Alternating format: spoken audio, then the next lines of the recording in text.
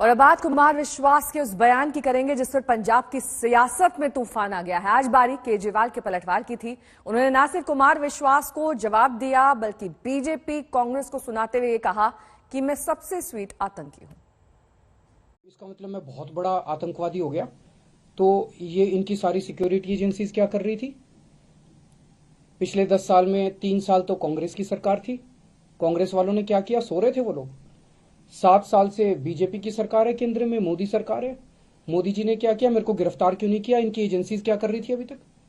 तो ये ऐसी हास्यास्पद बात है जिसको मतलब सुन के ही हंसी आती है। और शायद मैं दुनिया का सबसे स्वीट आतंकवादी होऊंगा जो लोगों के लिए अस्पताल बनवाता है, लोगों के लिए स्कूल बनवाता है, बुजुर्गों को तीर्थ यात्रा पे भेजता है। आज तक तो मैं समझता हूं कि दुनिया में ऐसा कोई आतंकवादी पैदा नहीं हुआ जो सड़कें बनवाता है, पानी बनवाता है, बिजली ठीक करता है, लोगों को बिजली फ्री देता है, लोगों की सेवा करता है। ऐसा तो आतंकवादी आज तक कभी पैदा ही नहीं हुआ होगा। एक दिन एक कवि ने खड़े होकर एक कविता सुनाई और उस कविता में उसने कहा कि 7 साल पहले केजरीवाल ने मेरे को कहा था कि देश के 2 टुकड़े करेंगे, एक टुकड़े का पीएम तू बन जाइए और एक टुकड़े का पीएम मैं बन जाऊंगा। और उसके बाद राहुल गांधी ने ये बात कही। प्रधानमंत्री जी ने राहुल गांधी की स्पीच देखी, तब प्रधानमंत्री जी को समझ में आया कि इतना बड़ा आतंकवादी इस देश के अंदर पनप रहा है। ये तो शुक्र हो उस कवि का जो उसने इतना बड़ा आतंकवादी पकड़ लिया, नहीं तो इनकी सारी एजेंसीज नहीं पकड़ पाई थी। मतलब ये चल क्या रहा है? बीजेपी ने आज सुबह फिर केजरीवाल को घेरा और कुछ घंटे में ही केजरीवाल ने हर हमले का जवाब दे दिया। एजेंडा क्या है इनका?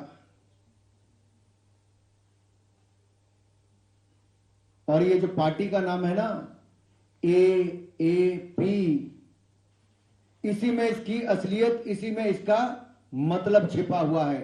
AAP मतलब अरविंद एंटी पंजाब, अरविंद एंटी पंजाब, यही है इसका मतलब AAP का।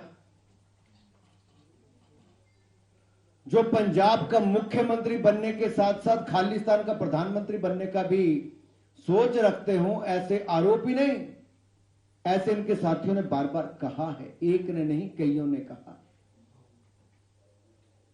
अरविंद एंटी पंजाब, पंजाब को कभी मंजूर नहीं होगा। पंजाब, पंजाबी, पंजाबियत के विरोध करने वाले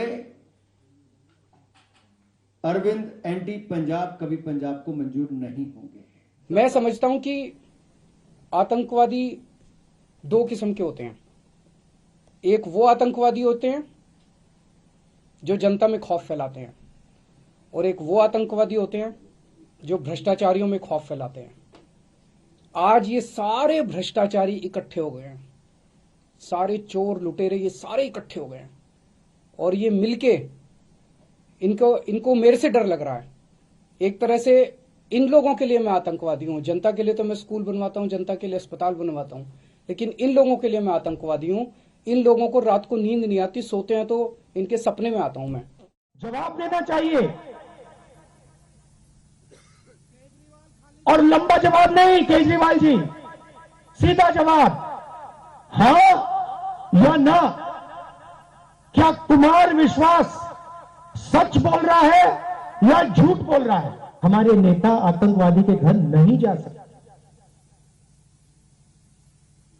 मगर आम आदमी पार्टी के नेता आतंकवादी के घर में